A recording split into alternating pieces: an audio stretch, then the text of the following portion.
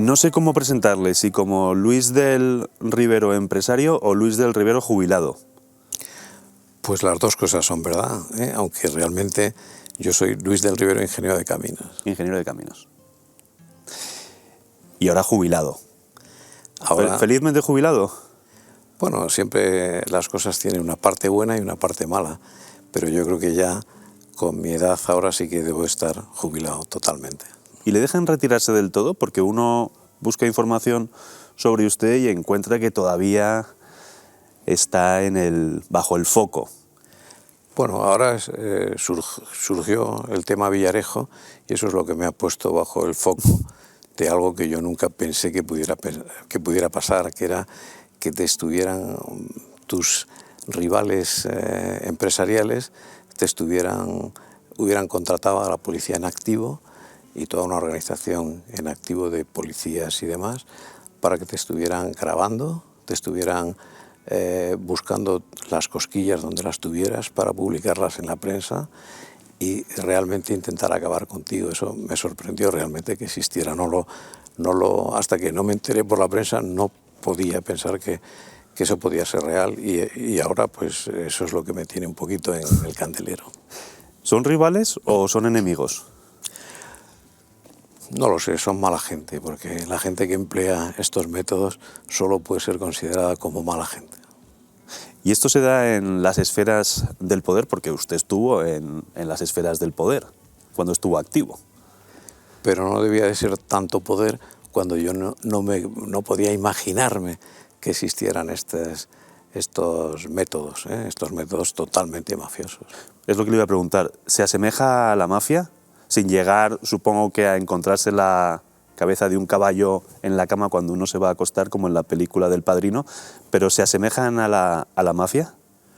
Bueno, yo creo que realmente en España no se han dado casos de muerte física, pero se han intentado, sí, la muerte civil, y en ese caso, pues si consideramos como muerte civil, pues sí se asemeja a la mafia. Es verdad que son dos campos distintos, la muerte física y la muerte civil, pero desde luego los métodos son totalmente mafiosos. Es intentar descubrir con policías en activo todos los defectos y errores que puedas tener, publicarlos en la prensa, tener prensa a disposición de que se puedan publicar para intentar debilitar tus posiciones frente a eso. Yo eso creo que es la peor de las mafias.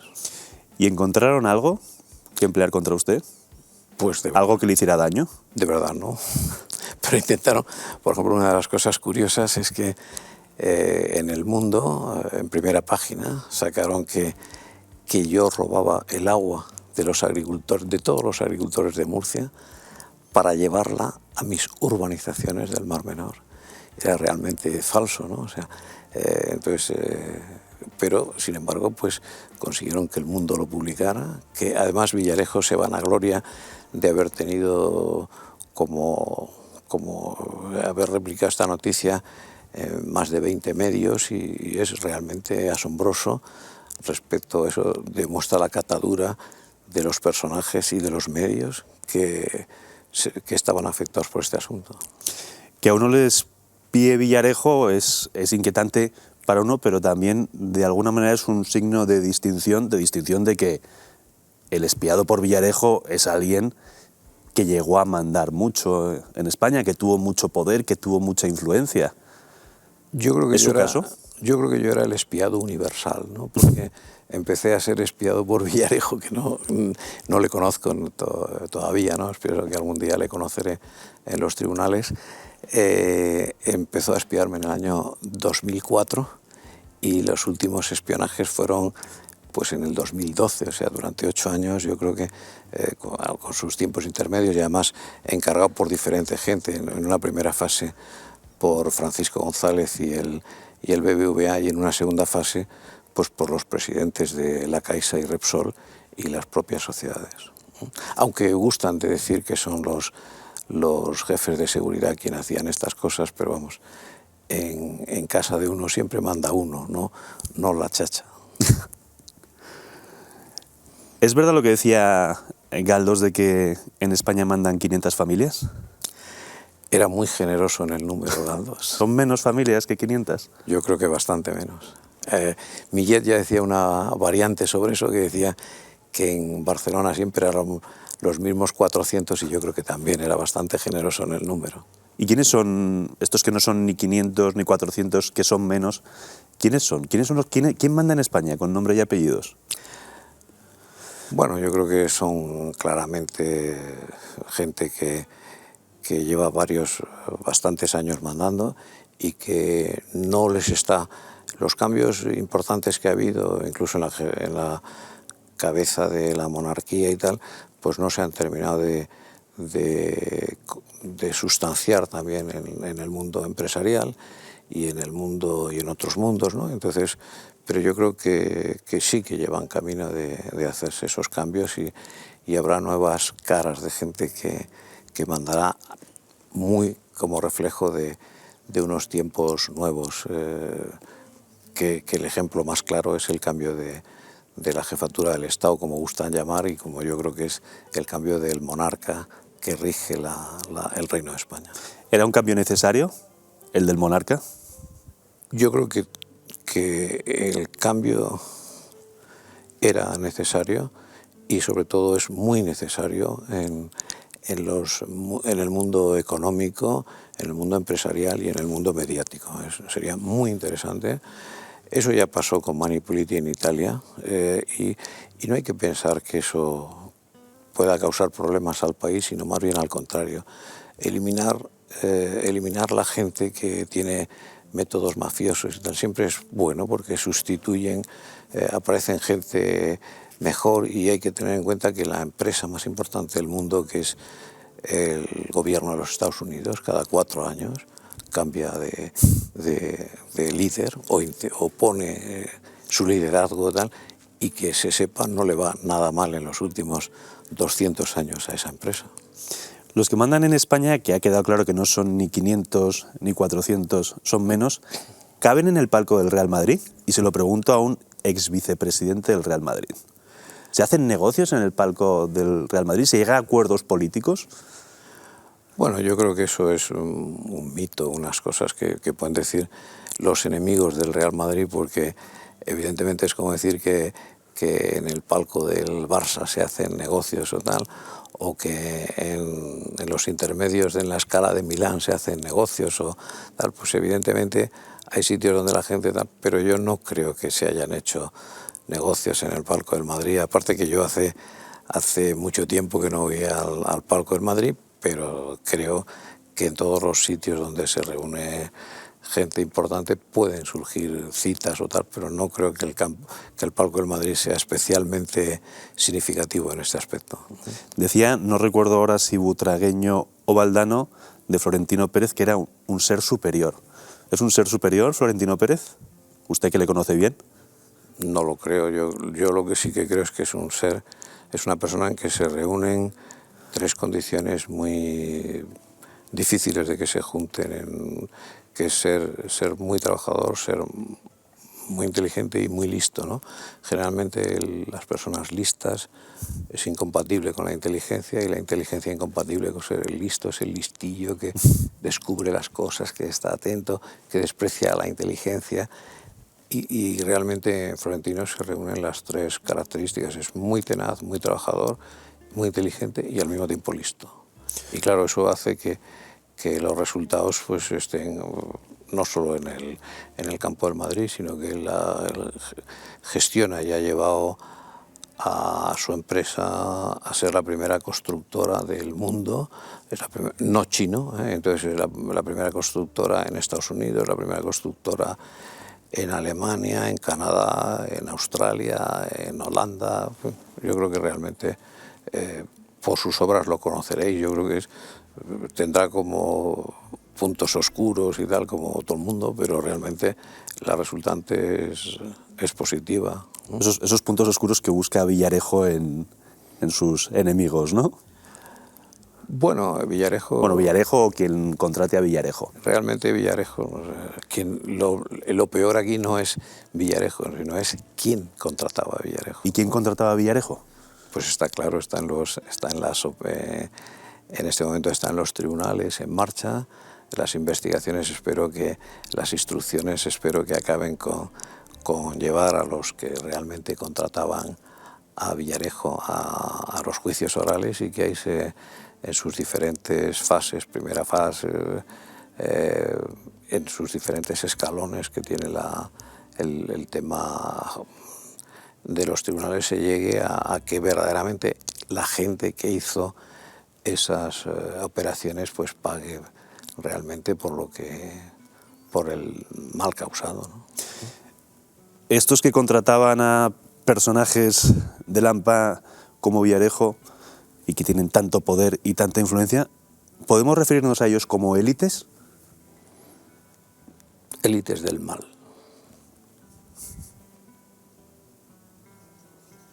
¿Y usted ha formado parte de alguna élite? Yo creo que no, yo era un currante a tope, ¿eh? Una persona que...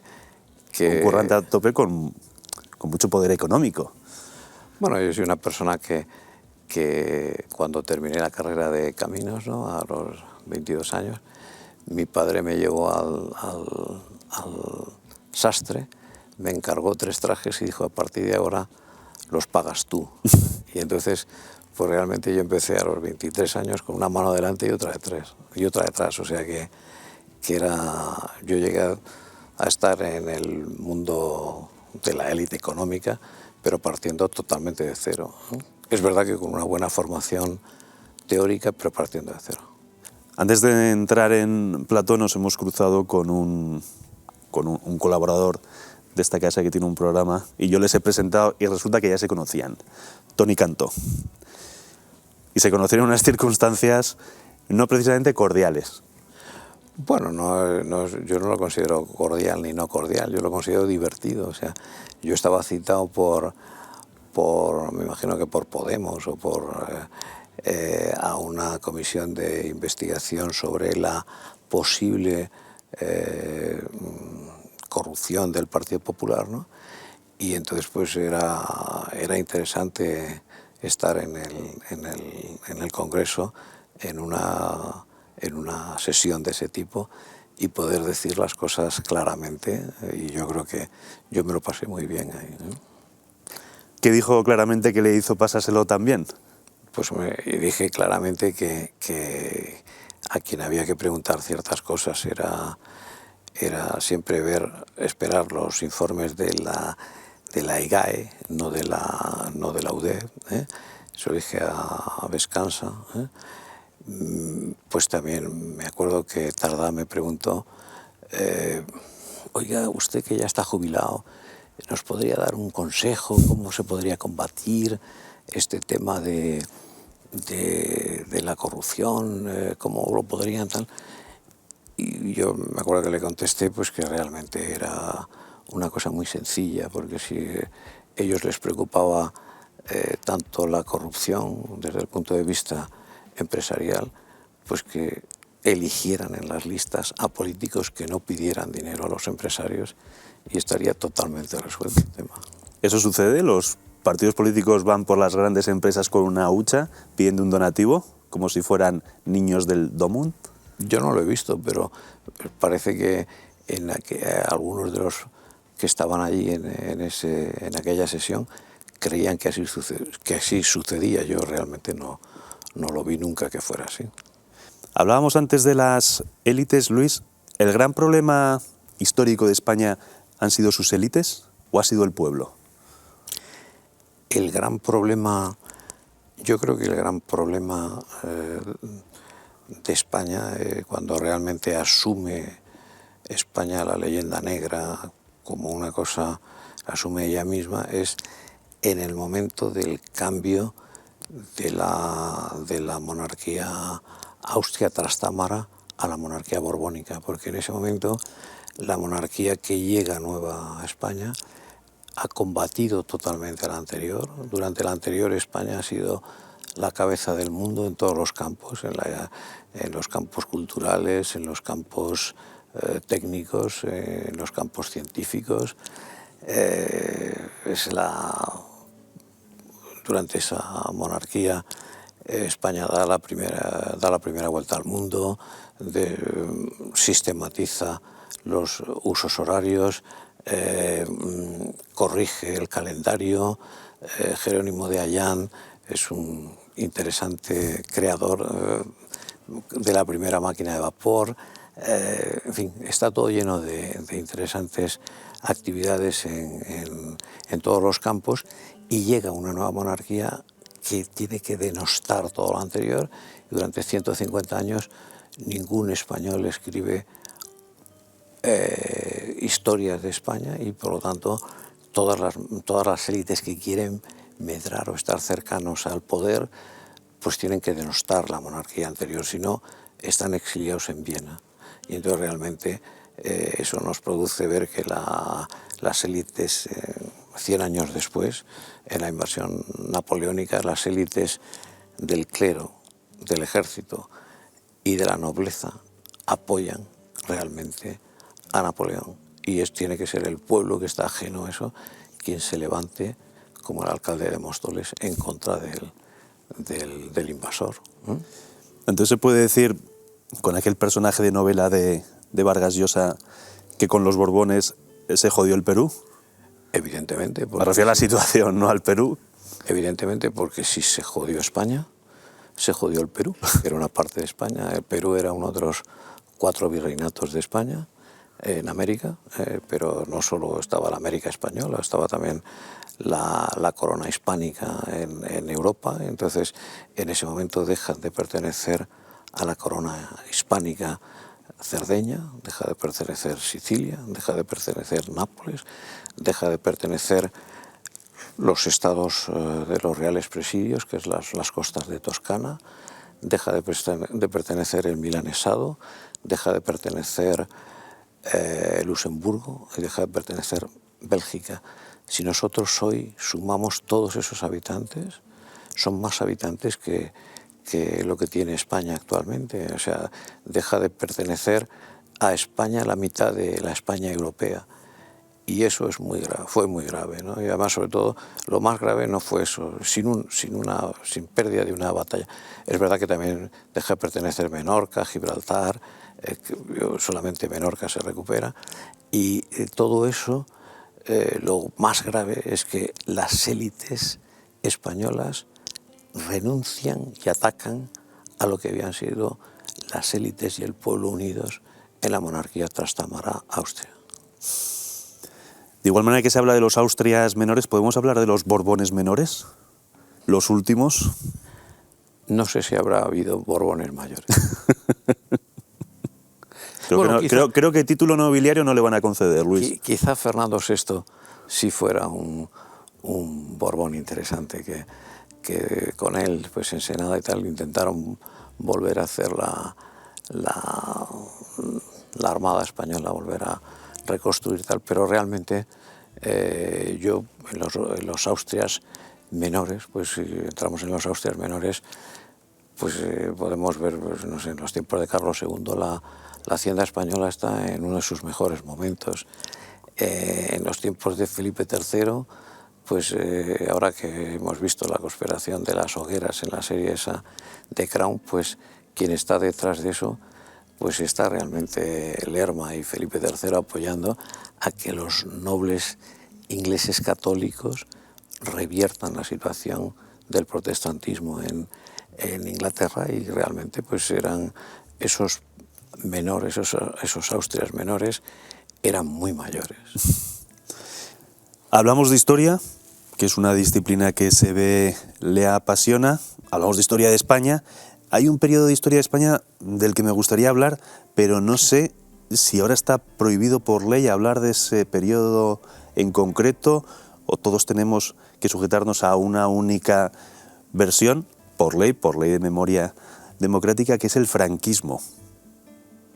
¿Cómo enjuiciaría usted, como aficionado a la historia, ese periodo de 40 años en la vida de España?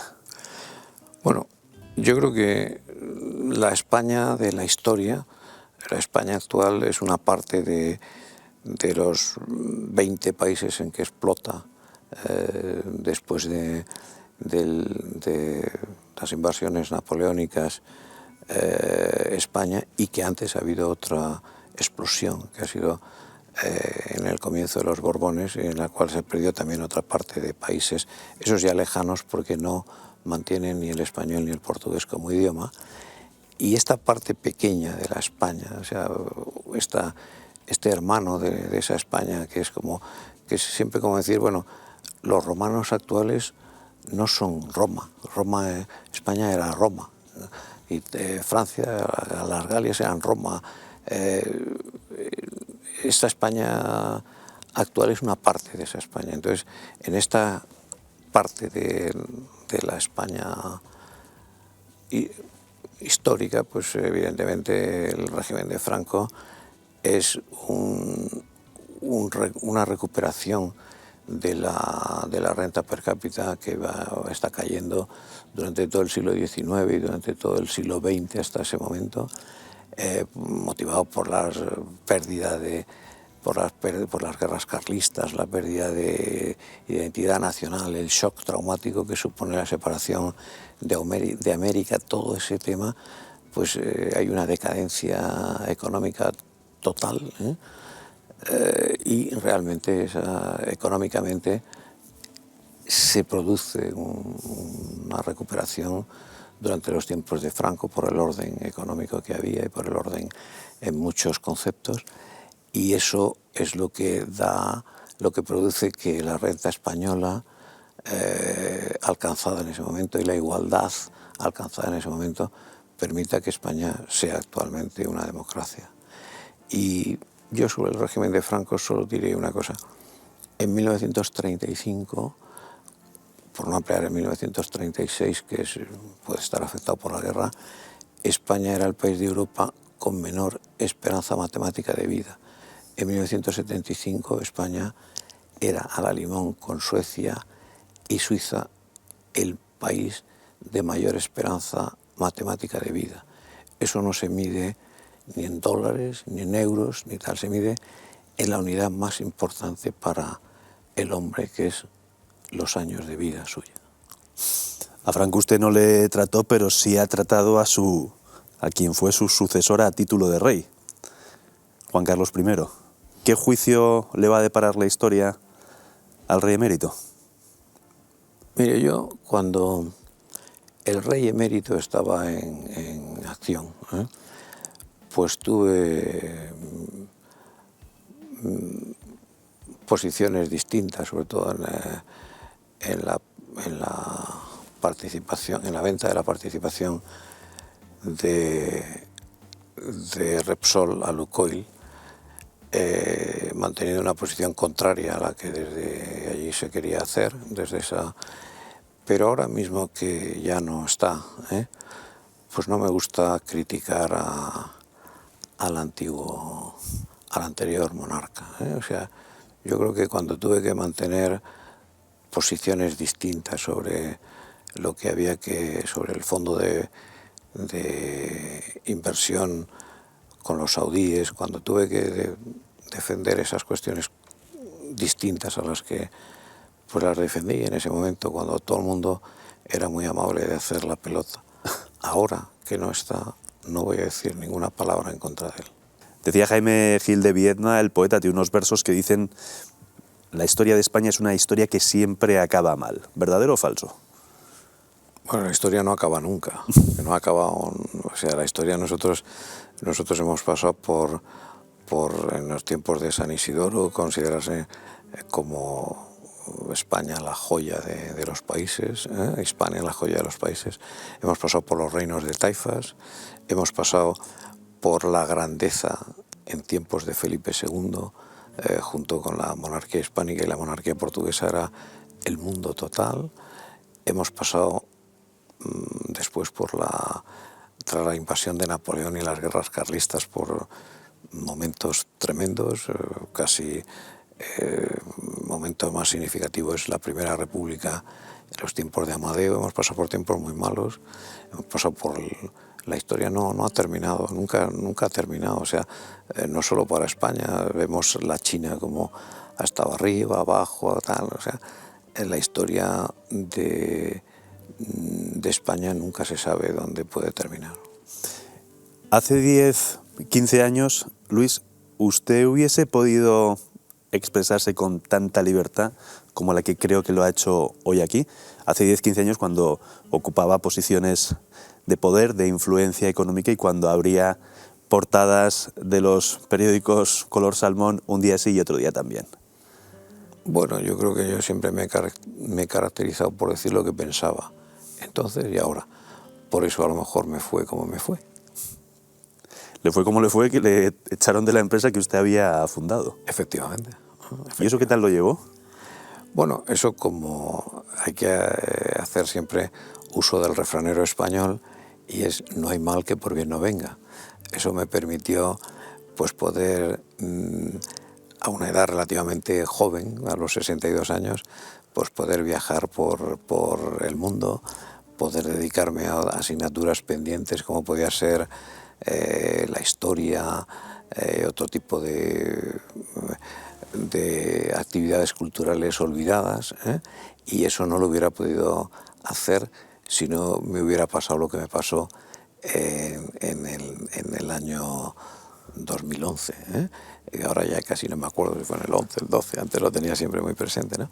Y eso fue pues como una segunda oportunidad de poder vivir una vida que no hubiera podido vivir si hubiera seguido en esa línea. Y en realidad siempre es verdad, no hay mal que por bien no venga. Cualquier cosa que nos pueda parecer un mal en un momento contiene muchas cosas positivas que bien aprovechadas son muy interesantes, y eso ahora le llaman resiliencia. Ahora le llaman resiliencia, y antes y ahora también se le puede llamar también el dolce far niente. Bueno, el dolce far niente es a la actividad a la que yo estoy, donde yo vivo. ¿Y le dedica mucha energía al dolce far niente? Es que es estresante. No, es que es una actividad muy difícil de llevar, porque estar en el dolce far niente sin aburrirse es complicado, pero yo creo que lo he conseguido. Pues Luis del Rivero, no le vamos a robar ni un minuto más de su dolce far niente. Muchas gracias. Muchas gracias a vosotros.